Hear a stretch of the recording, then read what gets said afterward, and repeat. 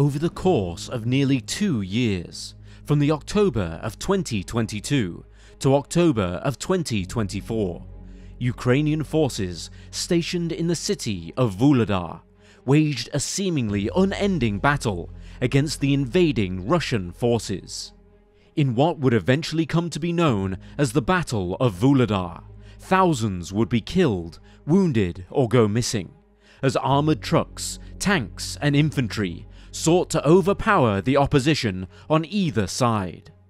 Ukrainian commanders would dub the Battle of Vuhledar as the largest tank battle of the Russo-Ukrainian War to date. They certainly held their own against Russian forces for a long while, and the surrounding region actually changed hands at multiple key points across the battle's duration. But how did the key events of this great battle play out? Who would emerge victorious, and would they remain in this position?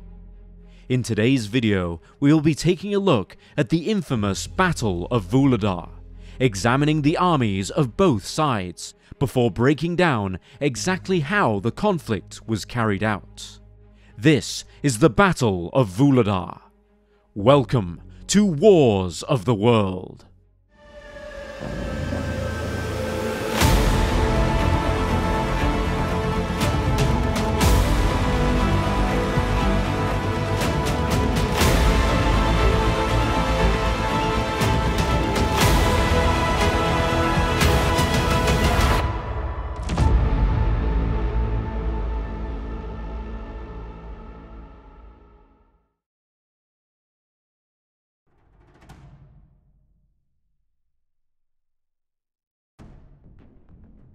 In March of 2022, just 1 month after Russia had launched their full-scale invasion of Ukraine, with forces trickling in from the east, the south and the north, Ukrainian forces retreated from the city of Pavlivka, one of the easternmost cities in the region of Donetsk Oblast. This was one of the first large settlements to be evacuated as Russian forces advanced. Stationed here was the Ukraine's 53rd Mechanized Brigade, containing artillery units, tanks, rifle battalions and anti-aircraft defense. As the units retreated from Pavlivka, they relocated to the city of Vuhledar, just less than an hour's drive to the northwest. While stationed here, they were tasked with defending the city from any Russian forces who would march on Vuhledar from the newly captured Pavlivka, but they would also attempt to retake any nearby settlements that were now under Russian control. On the 21st of June 2022, units from the 53rd Mechanized Brigade began to march south into the nearby village of Pavlivka, and they succeeded in taking it from the relatively small Russian presence stationed there. This tiny village, consisting of just 2,500 people, soon became a hotbed of gunfire and tank shelling, becoming the very front line of the war. The recapture effort was completed relatively quickly, and units from Russia's 8th Naval Infantry Brigade, who had teamed up with Ukrainian separatist paramilitary forces, were forced to retreat. This was by no means the last fighting that would take place in Pavlivka, however. Several months later, in October of 2022, Russian forces returned in an attempt to wrestle control of the village once more. Taking Pavlivka would be a strategic advantage to the Russians, giving them access to several major settlements nearby, eventually including Vuhledar. Russian infantry gradually emerged from the south and the east, from the villages of Yehorivka and Mikilsk, settlements they had captured prior to their taking of Pavlivka. What happened next is considered to be the first step towards the impending Battle of Vuhledar, although there was still a long road ahead.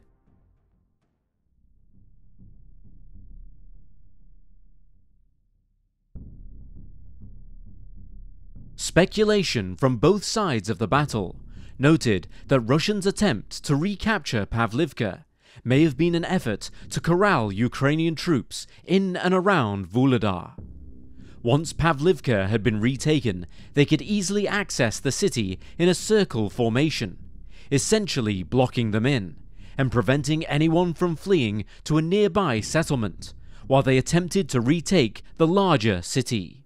In fact, Russian efforts to encircle the city had already begun by the time they marched on Pavlivka. Units from the Russian Pacific Fleet had started to conduct minor assaults around the village of Novo-Mikhailivka, just north of Vuhledar.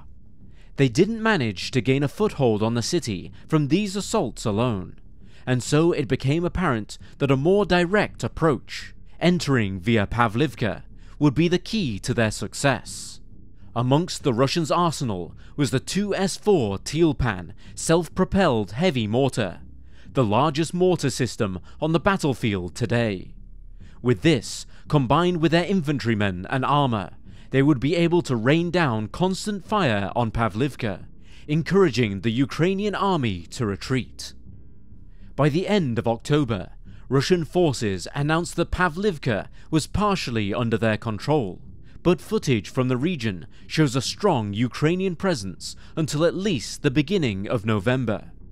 Reportedly, by the beginning of November, any fighting around the town of Pavlivka had slowed down into a series of minor skirmishes, while Ukrainian soldiers claimed that poor winter weather had slowed down the assault. Heavy snow and rain would make it almost impossible for Russian troops to enter Pavlivka without damaging their vehicles, while sub-zero temperatures all but stopped the soldiers in their tracks. Much of what followed regarding the assault on Pavlivka comes from Russian sources, and it can be inferred that across the course of November, the 155th Naval Infantry managed to slowly make their way into the village, pushing the Ukrainian soldiers back to Pavlivka's northern limits. On the 13th and 14th of November, Russian forces announced that they had killed or captured most of the Ukrainian soldiers who were unable to flee, and by the 17th had claimed to have wrestled full control over Pavlivka. Still, by at least the 23rd of November, there was still evidence of a slight Ukrainian presence holed up in the north. It is thought that during the assault on Pavlivka, Russia's troops lost as many as 300 men, and according to David Axe, the military correspondent to Forbes magazine, members of the 155th Naval Infantry were disgruntled. They saw the assault on the village as extremely risky. The Ukrainians fought hard, and conditions were unsuitable for fighting. Meanwhile, Nazary Kishak, a Ukrainian commander who had survived the assault at Pavlivka, claimed that the Russians had lost over 400 men in their assault. Doctors working in the nearby towns orbiting Pavlivka reportedly received as many as 60 Ukrainian casualties each day of the fighting, and although the Russians succeeded in pushing them back to Vuhledar, it was by no means an easy victory.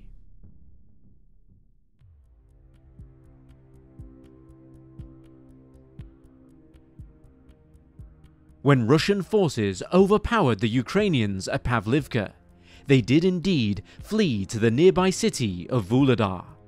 As of the beginning of 2022, its population was just over 14,000.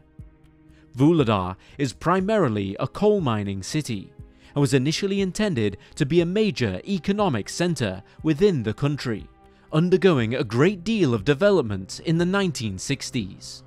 However, it did not meet expectations, and at the time the Battle of Vuhledar ensued, it was seen as a minor economic node, with a few major cultural centres.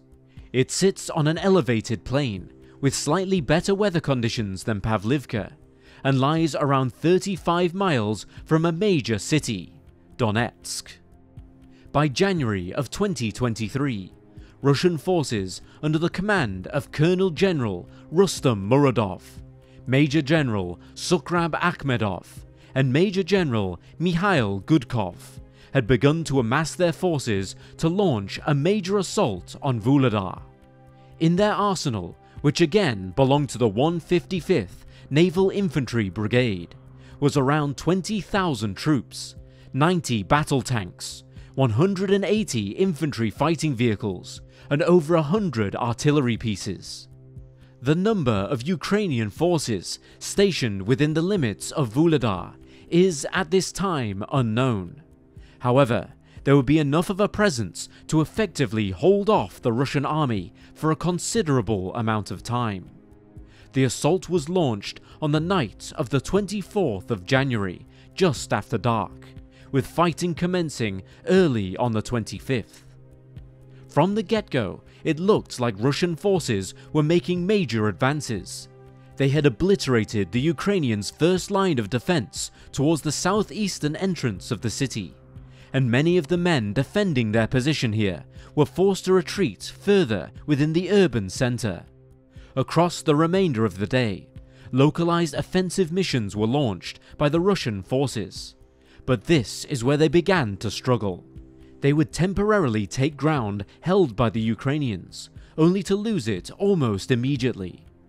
This continued well into the following day, where the spokesman for Ukraine's Eastern Command, Serhiy Cherevachyi, noted that Ukrainian forces had fought 58 individual battles against small groups of Russian troops. As intended, the Russians had attempted to encircle Vuhledar, and another attack was beginning to emerge from the city's western border. Battles on the western front proved to be more successful for the defending Ukrainians than those on the east, and they were able to hold their position despite constant artillery fire and shelling from tanks. On the 26th of January, Cherevachyi claimed that 109 Russians had been killed in battle, with a further 188 being wounded. On the 27th of January, Russian forces retaliated against the western side of the city with fire from a TOS-1 thermobaric rocket launcher. These rocket launchers were mounted on Russian tanks stationed outside the city and could repeatedly rain down warheads on their target. Still, the Ukrainian soldiers managed to hold their position, and it seemed like the Russians were the ones taking the heaviest losses in these early days.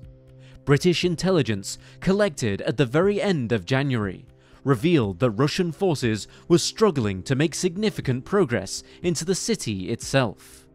By the 28th of January, Ukrainian soldiers claimed to have brought down 6 of the Russians' Ka-52 helicopters, and rumors were beginning to surge that Russian casualties were far surpassing those on the Ukrainian side. While this was an exaggeration, several hundred Russian troops had been killed when Ukrainian forces struck a building where soldiers had been gathering. By all accounts, the Ukrainian forces were successfully defending their city. They even managed to destroy 30 tanks with their artillery, as the Russians attempted yet another assault on the western front. Over the course of the next few days, from around the 6th of February onwards, Russian forces continued to advance and retreat, seemingly finding it difficult to gain a foothold in Vuhledar.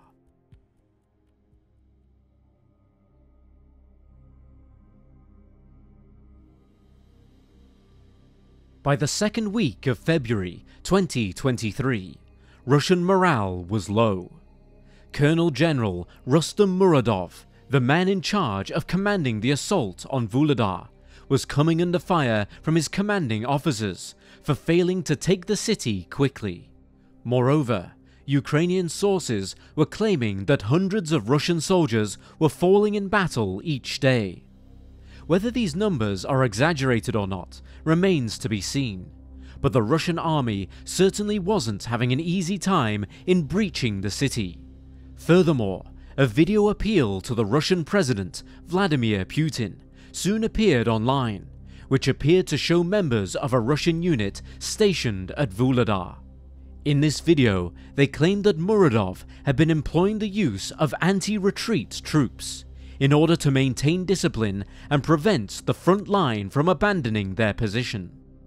In the video, the soldiers claimed that heavy losses had indeed been experienced.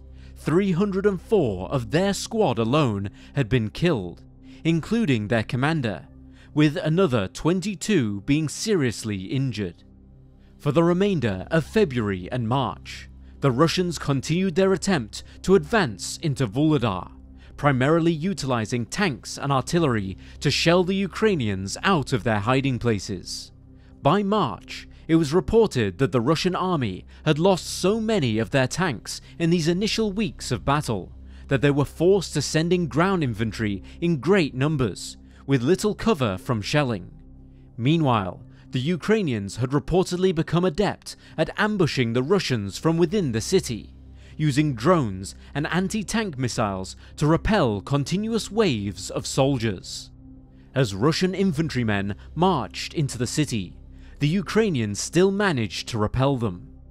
On the 14th of March, Ukrainian forces discovered a notebook belonging to a fallen Russian officer who had detailed multiple impending waves of assault on Vuhledar. He had gone into detail on where and when the attacks would take place, and just how many soldiers would be deployed. To the Ukrainians, this was simply a blessing. They could now prepare for the next few waves of soldiers and allocate their resources accordingly. The first wave came on the 2nd of March, when 100 Russian soldiers attempted to breach Ukrainian lines. The Ukrainians, however, held their own, and only 16 Russians survived. Just 2 days later, another 116 Russian soldiers were sent in. Only 23 returned.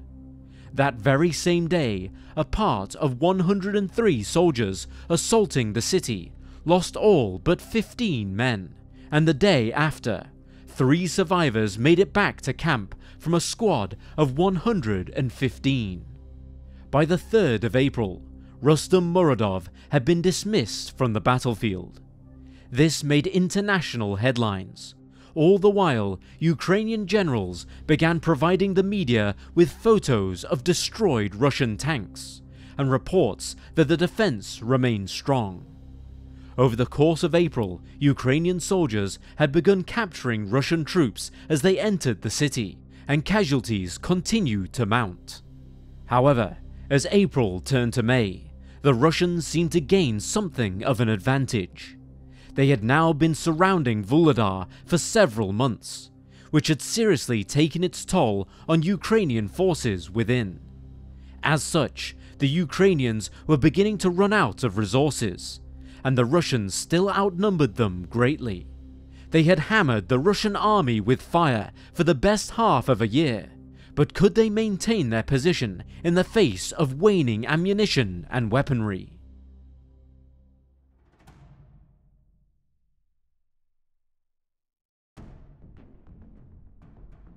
The year that followed showed a series of victories for the Ukrainian side, mainly as they continued to destroy any tanks that made their way into the outskirts of the city.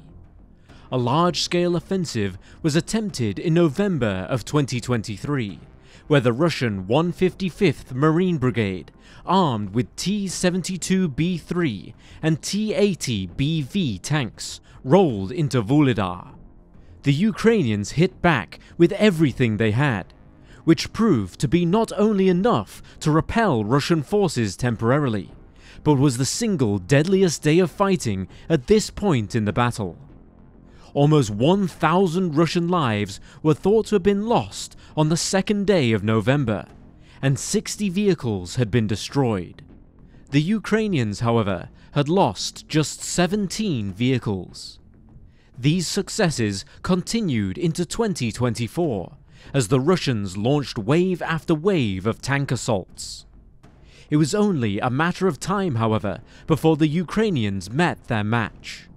In August of 2024, Russia began to reconsider its approach to taking over the city of Vuhledar. They shipped in additional artillery and new turtle tanks with extra defensive capabilities.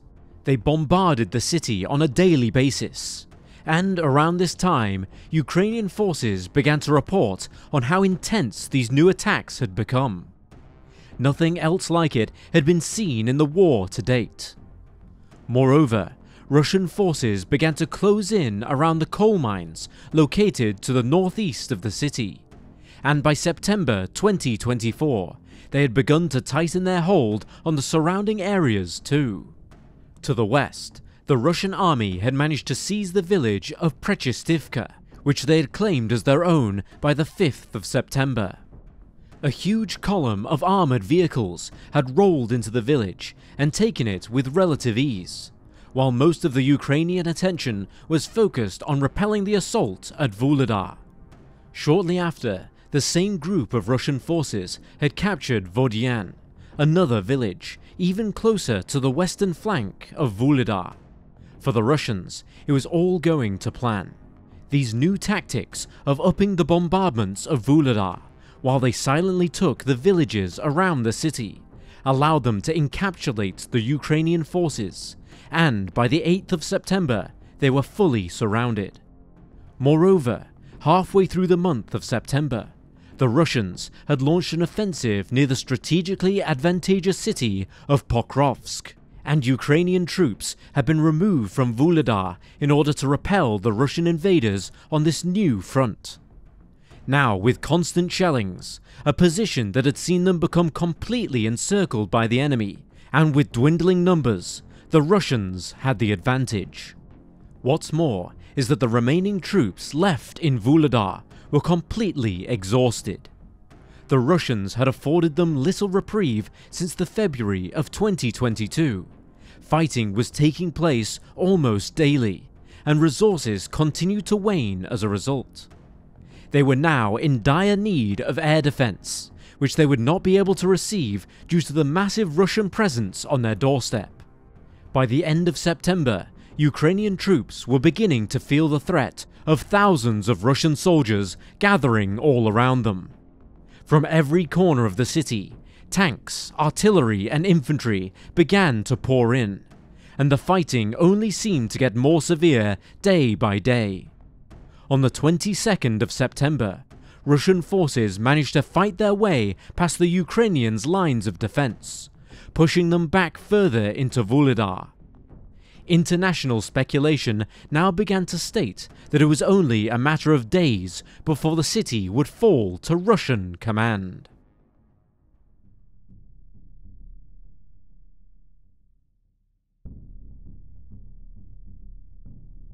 When the Russians launched their final offensive to capture the city, they were swift and fierce. The troops that had recently taken the village of Prechistivka had approached Vuhledar's western flank, where they were met with soldiers arriving from the south by way of Pavlivka. Pushing against the Ukrainians that were making last-ditch attempts to repel the invaders, the Russians managed to breach into the city from the west, and by the 13th of September had pressed into the heart of the city. Still, the Ukrainians fought hard, and the Russians did not immediately manage to overpower them. While many remained and fought against the enemy, it became increasingly apparent that Vuhledar would soon fall to the Russian army, and evacuation efforts needed to be put into place. Small squadrons of soldiers began making authorized and calculated attempts to exit the city, using the few angles not yet breached by Russian soldiers. Attempts to flee were risky, and needed to be timed correctly to weave in and out of constant artillery fire and the arrival of new infantrymen. Several of these evacuation attempts ended in disaster, and many Ukrainians are thought to have fallen at the last hurdle as they attempted to leave Vuhledar and get to safety. Moreover, the 123rd Territorial Brigade, a Ukrainian defense force tasked with reinforcing the positions of the evacuating soldiers as they left, deserted their positions without approval. This impacted the soldiers and their evacuation attempts greatly, as there were now very few troops left in the city to defend it, and those that were awaiting evacuation were now in danger. By the 1st of October, Russian troops had fought their way into the streets of Vuhledar's city centre, where the last few Ukrainian troops who had not yet evacuated were still holding up. Later that very same day, the city was formally declared as captured, and the Russian military had won the battle. The last few soldiers defending Vuhledar were composed of units from the 72nd Mechanized Brigade, and those that had not deserted from the 123rd Territorial Brigade. The commander of the latter, Igor Kryb, was killed on the 2nd of October 2024, just after the Russians had conquered the city. His cause of death was ruled to have been self-inflicted following Vuhledar's capture. The following day, on the 3rd of October, the Russian Ministry of Defence would formally announce the capture of Vuhledar. The day belonged to the Russians.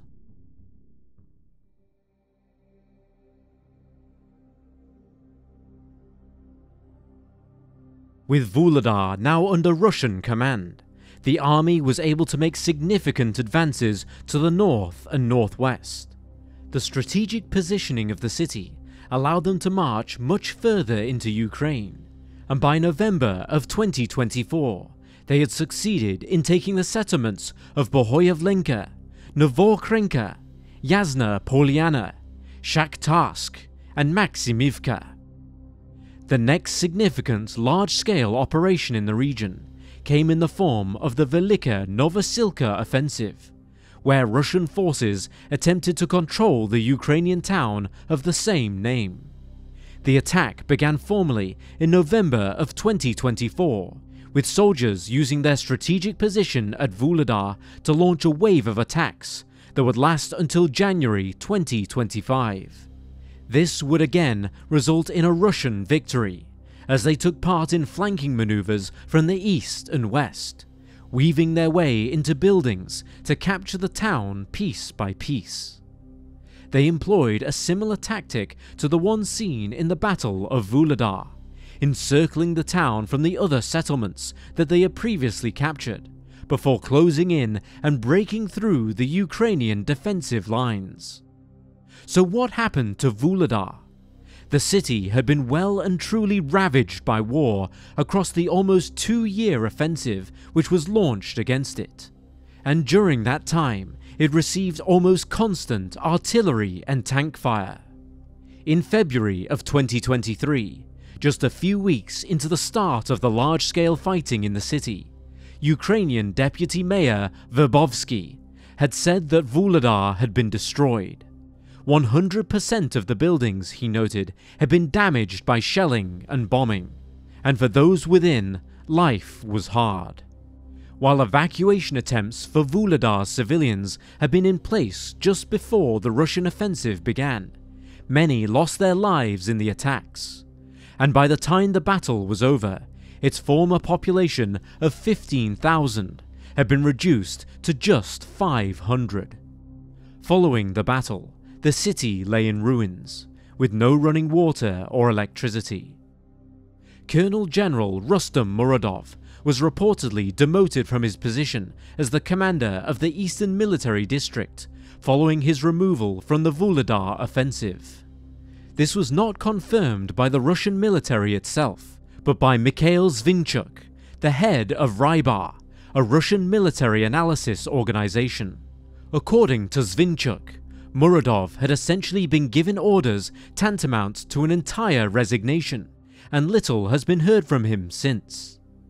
In his place was appointed Lieutenant General Andrei Kuzmenko, who served as the commander of the Eastern Military District up until May 2024, when he in turn was replaced by Colonel General Alexander Sanchik.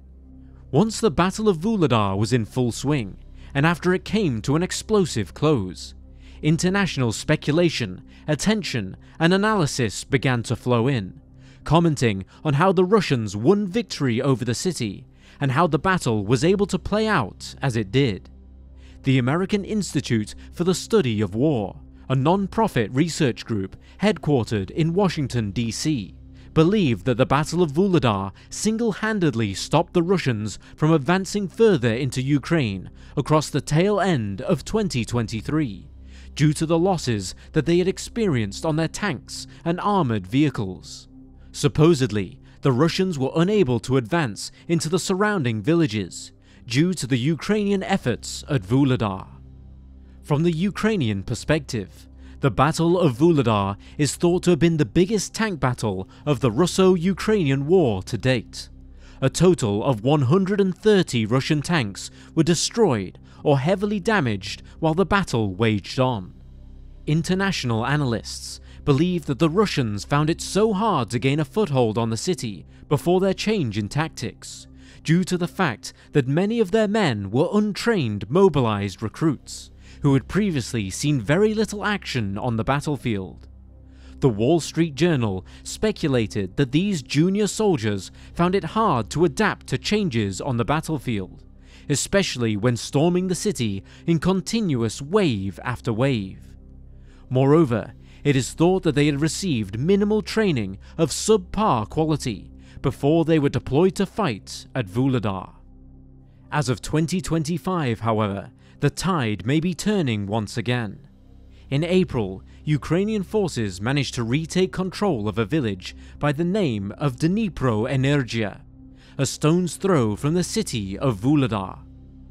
Forces that are being led by Lieutenant General Sergei Neyev, commander of the Vuhledar Tactical Group, have managed to gain a slight foothold on the region once more.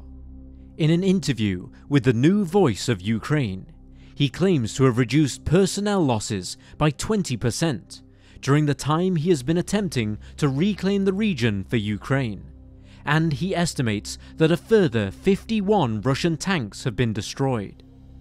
There is some potential here for Russian war efforts around the city of Vuhledar to be reversed, but only time will tell if so, and by how much. The taking of Vuhledar was a significant point in the Russo-Ukrainian War that continues to be waged to this day.